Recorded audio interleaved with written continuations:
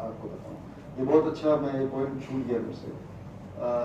कोई भी रियायत वाली इंडिविजुअल बेनिफिशियरी स्कीम है वो सारी बंद हो गई। तो सबसे सिंपल जो अपन सब समझ सकते हैं, जैसे टेलीफोन बढ़ रहे थे वो बंद हो चुका है, MRC के कैंप्स लग रहे थे वो बंद हो चुका है।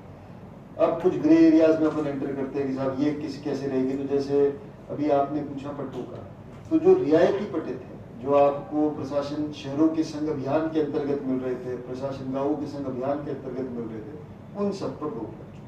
तो जो पट्टे कल से पहले बढ़ गए वो बढ़ गए। अब कोई पट्टा पेंडिंग रह गया तो पेंडिंग है, वो अब पूरा चुनाव प्रोसेस 5 दिसंबर को जब कंप्लीट होगा उसके बाद फिर जो भी नए निर्देश होंगे उसके अकॉर्डिंग रहेंगे। अब कोई इंडिविजुअल बेनिफिट योजना नहीं होगी। ये किसी भी इंडिविजुअल बेनिफिट योजना, जैसे अगर अपन बात करें कोई ऐसी योजना है जिसपे जो चलती रहेगी, लेकिन उसमें मान लीजिए कोई जनप्रतिनिधियों के फोटो वोटो या और कुछ था, उन सबको ढककर ही उसको अंजाम दिया जाएगा।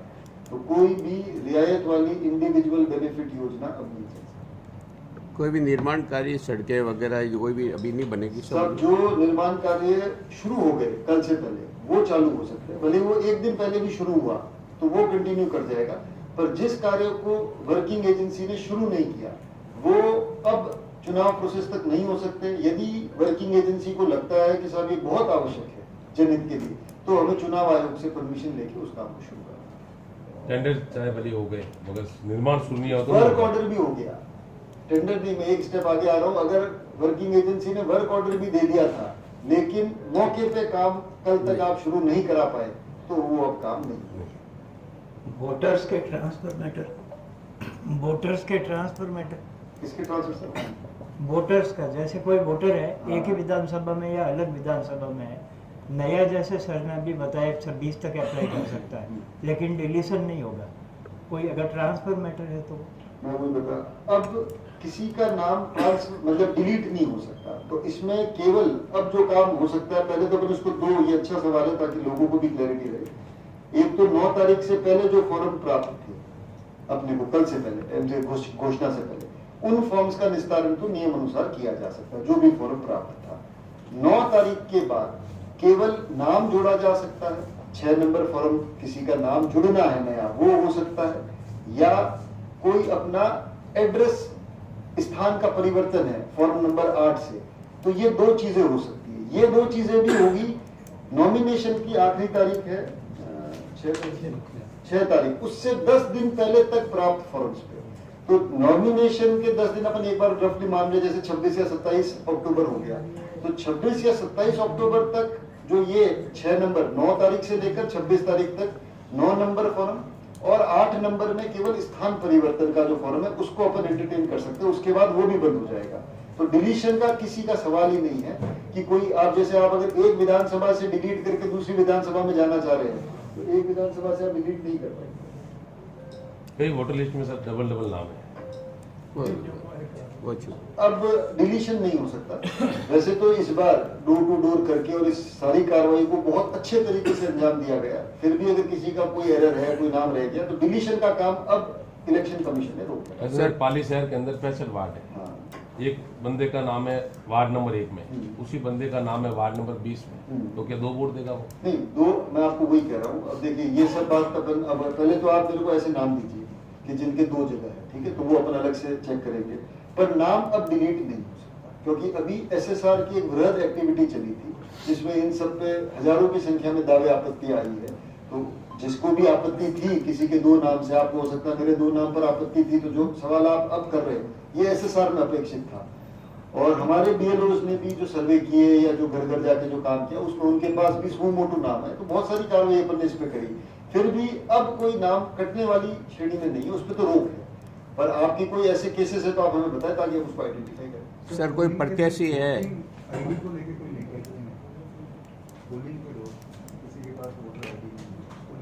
हाँ, बोले वोटर ID के अलावा 12 दस्तावेज है जिसको मैं एक बार आप सबके लिए मैं शॉर्ट में उसको पढ़ भी दूं कि कौन कौन से 12 दस्तावेज है जिसका यूज किया जा सकता है चुनाव अपनी आइडेंटिटी स्टैब्लिश करने के लिए।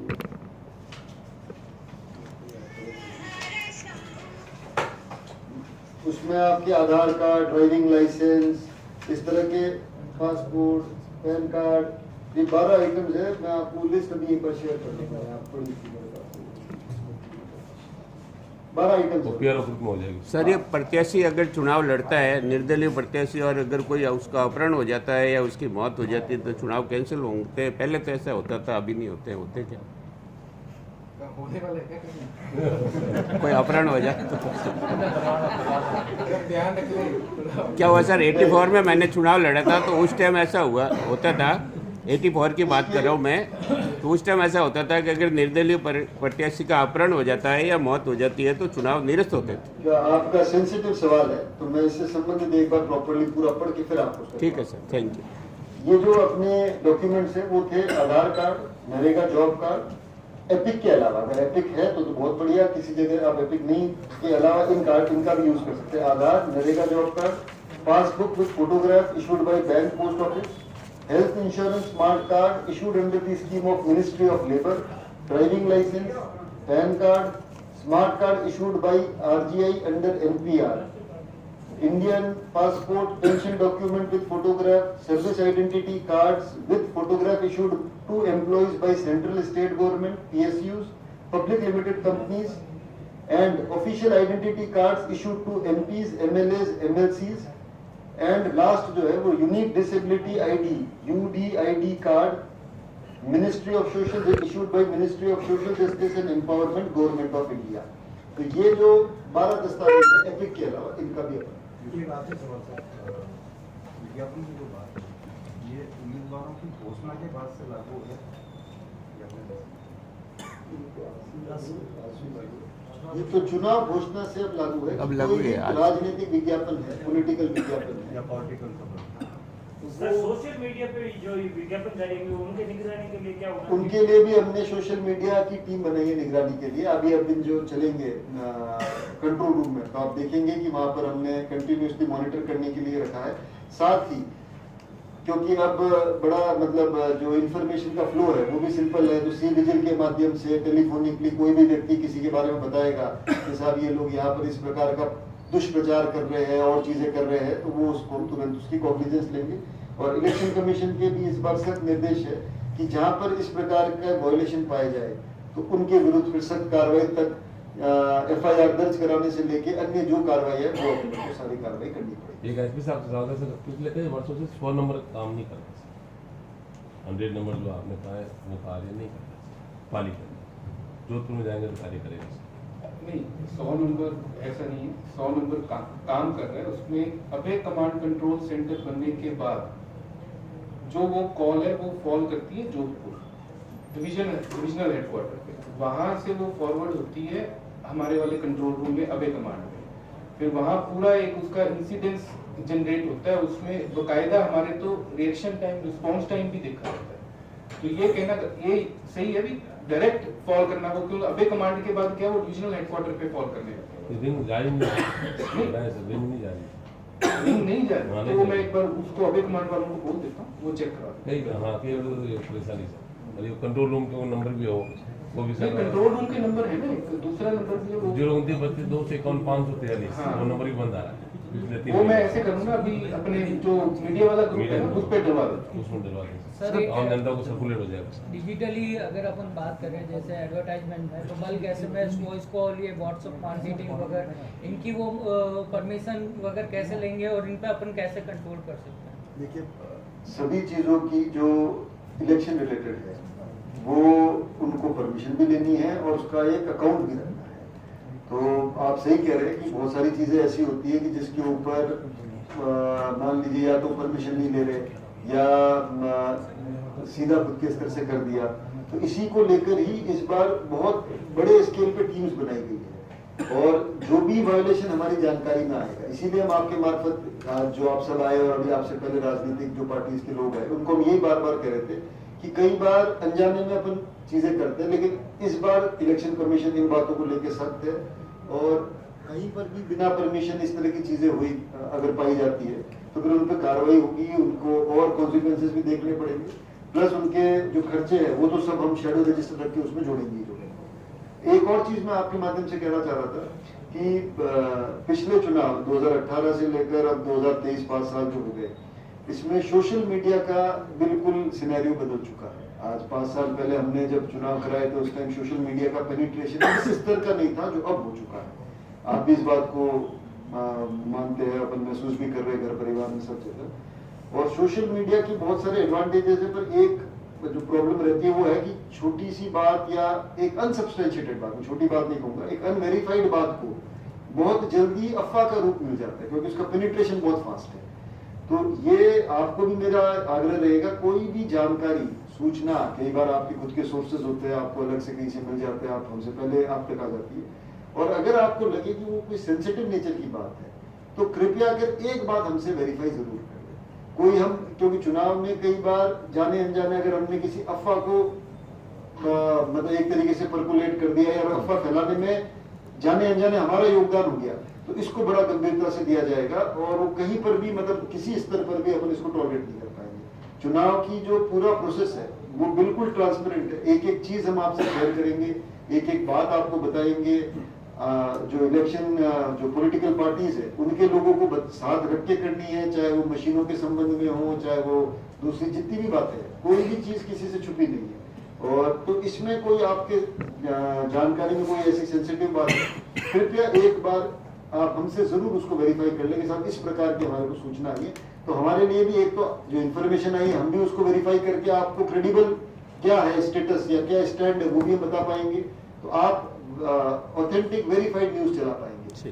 तो ये और आप अपने प्लेटफॉर्म के माध्यम से ये भी लोगों को करें कि आप सब तो जिम्मेदार लोग हैं, आजकल तो जिसके हाथ में भी मोबाइल है और सोशल मीडिया पे है वो कुछ भी चला सकता है।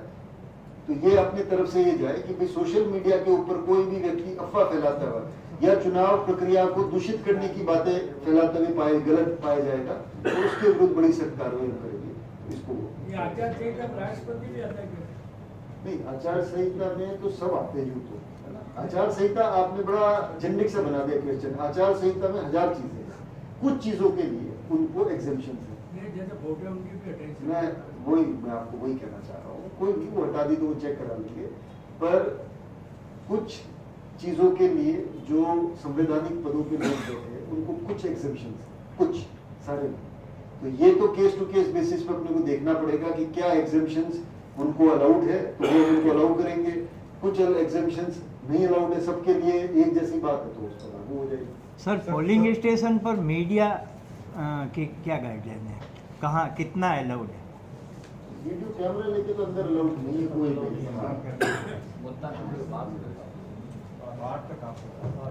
एक सर ये वृद्ध जनों के लिए घर पे जो वोटिंग की प्रक्रिया है उसको दोबारा जो है पूरा बता देंगे तो मैसेज जो है लोगों को करनी चाहिए। मैं आपको हाँ एक बार उसका ब्रीफ में समझा दूँ। जो भी 80+ और 40% से ज्यादा जो डिसेबिलिटी वाला होता है, वैसे अपने यहाँ पर जनरली क्योंकि सब दिव्यांग पेंशन ले रहे हैं तो 40% वो बेंचमार्क डिसेबिलिटी होती है, तो वो दो जो लोग हैं वो इसके लिए पात्र है। इन पात्र व्यक्तियों के लगभग हमारे यहाँ पे तो 50,000 तो है वृद्ध जन 80 से ऊपर, और लगभग 24 या 25,000 के आसपास है अपने दिव्यांग जन, जिनको अपने मार्किंग 40% से ऊपर वाले में कर रखा है। इन सभी व्यक्तियों को नॉमिनेशन से 5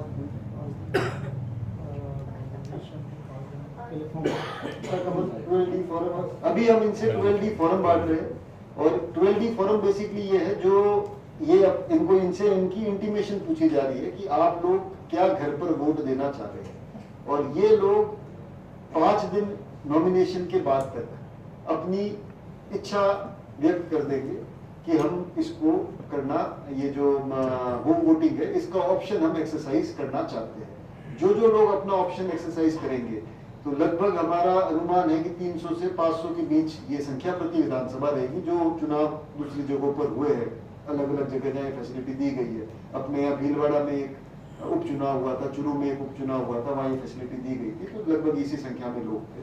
क्योंकि हर आदमी की इच्छा ये रहती है कि मैं पोलिंग स्टेशन पर जाके वोट दूं, पर जो व्यक्ति ये ऑप्ट करेंगे, जिसको हम तो एक एक व्यक्ति को फॉर्म देंगे, तो 50,000 प्लस 25,000 75,000 व्यक्तियों को हम फॉर्म देंगे आपकी रजामंदी के लिए। उनमें से जो लोग रजामंदी देंगे उन लोगों का हम एक रूट चार्ट बनाएंगे। जैसे अगर मैं एक टेंटेटिव मान लेता हूँ कि 500 व्यक्ति प्रति विधानसभा कहते हैं कि साहब हम घर से वोट देंगे, तो उन 500 व्यक्तियों के लिए मुझे पूरी प्रक्रिया बनानी पड़ेगी, हमारे को एक टीम बनानी पड़ेगी पोलिंग पार्टी के रूप में, जिसमें एक वीडियोग्राफर भी होगा, पोलिंग पार्टी का एक आदमी, 2 आदमी वो, एक वीडियोग्राफर, प्लस पोलिंग पार्टीज के जो एजेंट है, जो पॉलिटिकल पार्टी, पोलिंग पार्टी नहीं, पॉलिटिकल पार्टीज के जो एजेंट है वो भी रहेंगे। फिर एक रूट बनेगा और हम उस घर पे उनको प्री इंटीमेट करके जाएंगे कि साहब हम इस टाइम पर आपके यहाँ आएंगे।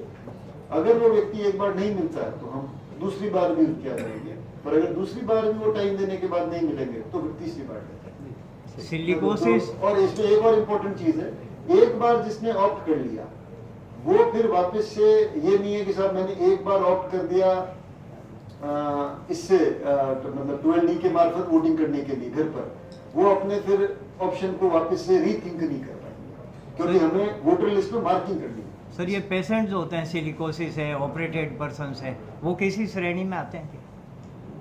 वो फिर उसमें डिसेबिलिटी वाले बेंचमार्क में कैटेगरी तो 2 ही रहेंगी उम्र का आधार है तो सर जिला कारागार के अंदर जो कैदी है उनके लिए वोटिंग की प्रणाली क्या रहेगी?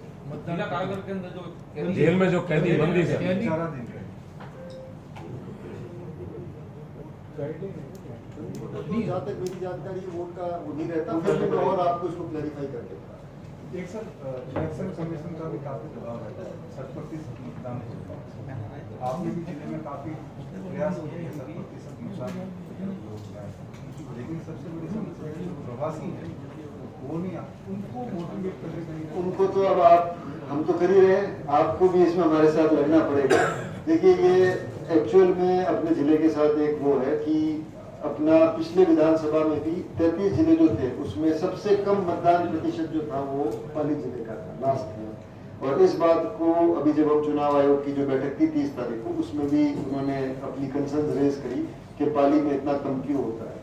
और इसका एक मुख्य कारण, और कारण हो सकते हैं, पर मुख्य कारण ये है कि हमारे यहाँ प्रवासी जो मतदाता है वो बहुत ज्यादा है। इस बार हमने कोशिश तो करी है, उनके साथ व्हाट्सएप के ग्रुप बनाए, जो इन्फ्लुएंशियल प्रवासी है उनको जोड़ा, जो अलग अलग समाजों के जो गुरु महाराज है उन लोगों को कहा कि आप भी कहे जो लोग बाहर हैं वो लोग मतदान दिवस के दिन आवश्यक रूप से आए मतदान अपना कास्ट करने। एक बीसी भी हमने उनके साथ करी है, तो ये तो हमने करा है, पर आप भी अपने स्तर पर मतदान आदमी का सबसे इम्पोर्टेंट राइट है, क्योंकि अगर आप मतदान न करें तो फिर बाकी बातें करने का आप एक तरीके से राइट भी खोते हो, तो सबसे बड़ी शक्ति है आपके पास। अगर आपको व्यवस्था में बदलाव, व्यवस्था के अंदर इम्प्रूवमेंट लाना है, तो अगर अपन अपने वोट कास्ट करने जितनी जिम्मेदारी भी नहीं एक्सरसाइज कर पा रहे तो फिर बाकी हमसे क्या अपेक्षित है।